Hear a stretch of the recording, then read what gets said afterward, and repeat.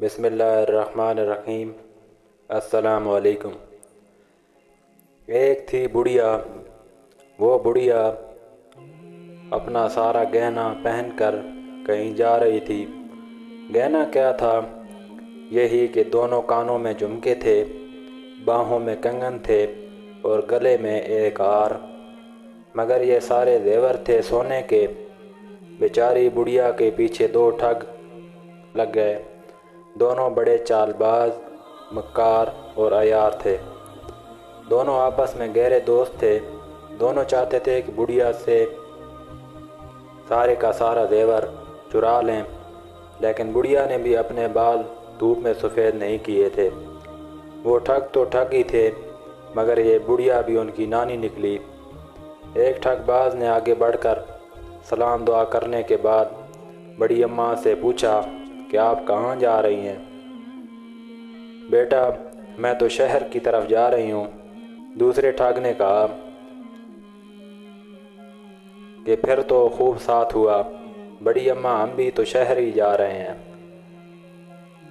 اچھا ہو گیا، بڑھیا نے کہا۔ تھوڑی دیر چلنے کے بعد ایک ٹھگ بولا، بڑی اماں کوئی کہانی ہی سناؤ جس سے سفر کی تھکان بھی معلوم نہ ہو سکے اور وقت بھی جلدی کٹ جائے۔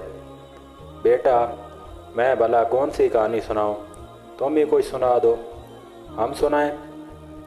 مگر بڑی اماں ایک شرط ہے کہ اگر تم نے ہماری کہانی کو جھوٹ کہا یا تم نے یوں کہا کہ ہم جھوٹ بول رہے ہیں تو ہم تمہارے سارے کنگن اتار لیں گے۔ بڑھیا مسکرائی اور اس شرط کو مان لیا۔ ایک ٹھگ کہانی سنانے لگا کہ بڑی اماں، ہماری ایک گائے تھی، بڑی خوبصورت، موٹی موٹی آنکھیں تھیں، اس کے لمبے لمبے کان تھے، دودھ اتنا دیتی تھی کہ ہم دودھ دوتے دوتے تھک جاتے تھے، لیکن دودھ پھر بھی ختم نہ ہوتا تھا۔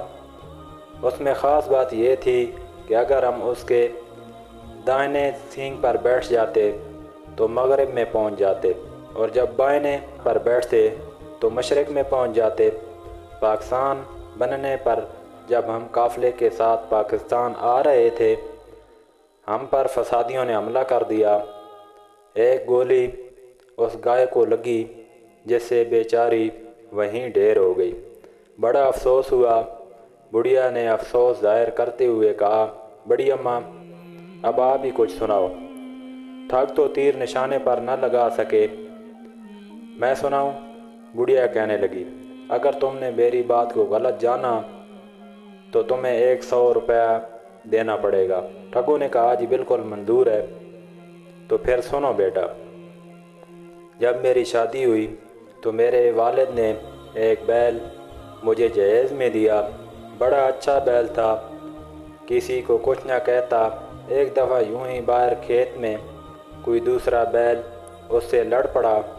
ایسا لڑا کہ ہمارے بیل کے ماتھے پر اچھا خاصا زخم پڑ گیا۔ ہم نے بہت علاج کرائے لیکن زخم نہ بھر سکا۔ کرنا خدا کا یوں ہوا کہ ایک دانہ اس کے جسم میں کہیں سے گر گیا، ہوتے ہوتے وہ اچھا خاصا پودا بن گیا۔ اس میں ایسی نفیس کپاس لگی کہ تمہیں کیا بتاؤں۔ وہ کپاس ہم نے جمع کرنی شروع کر دی۔ اتنی کپاس جمع ہو گئی کہ اب گھر میں جگہ نہ رہی۔ گھر گھر ہمارے بیل کے چرچے ہونے لگے۔ بڑی بڑی دور سے لوگ اس بیل کو دیکھنے کے لیے آنے لگے، اس کی کپاس کو دیکھتے اور تعریفوں کے پل باندھ دیتے۔ اب ہمارے پاس اتنی زیادہ کپاس ہو گئی کہ سنبھالنا انتہائی مشکل ہو گیا۔ بیلوا کو کاٹنا شروع کیا، اس کا کپڑا بنانے لگے۔ کئی قسم کے کپڑے بنوائے جن میں کھیس بھی تھے۔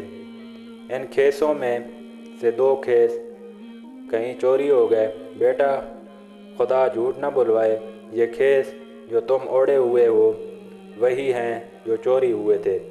برائے مہربانی یہ کھیس اتار کر مجھے واپس کر دیں۔ دونوں ٹھگوں نے اپنے کھیس بڑھیا کو دے دیے، اور کرتے بھی کیا، شرط جو لگا رکھی تھی، مجبور تھے۔ ہاں تو بیٹا، بڑھیا نے پھر کہانی کا سلسلہ شروع کر دیا۔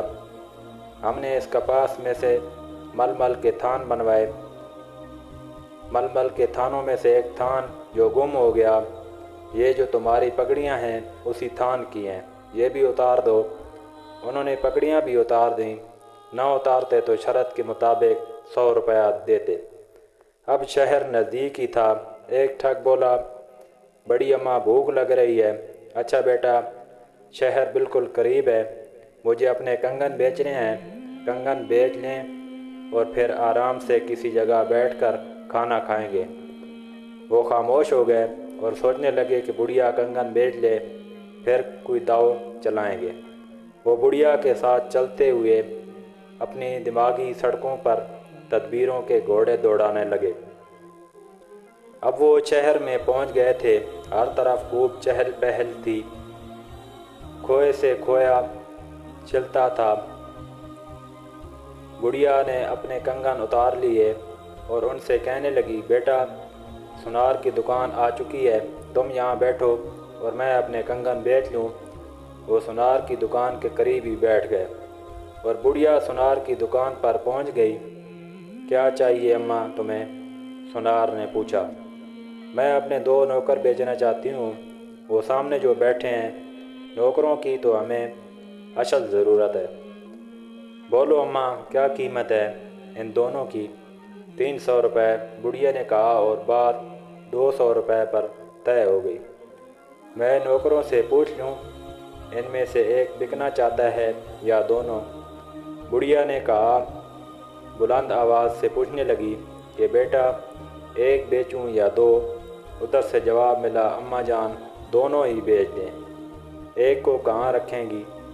بڑھیا نے 200 روپے میں دونوں ٹھگوں کو سنار کے ہاتھ بیچ دیا اور ان کے پاس آ کر کہنے لگی، بیٹا تم یہیں بیٹھو، میں تمہارے لیے کھانا لے کر آتی ہوں، کچھ مٹھائی بھی لیتے آنا۔ دونوں نے کہا اور بڑھیا اچھی بات کہہ کر 9 2 11 ہو گئی۔ تھوڑی دیر بعد سنار نے انہیں بلایا اور دریاں جھاڑنے کا حکم دیا۔ ان کو حقیقت معلوم ہوئی، انہوں نے کہا، ارے وہ تو ہماری بھی نانی نکلی۔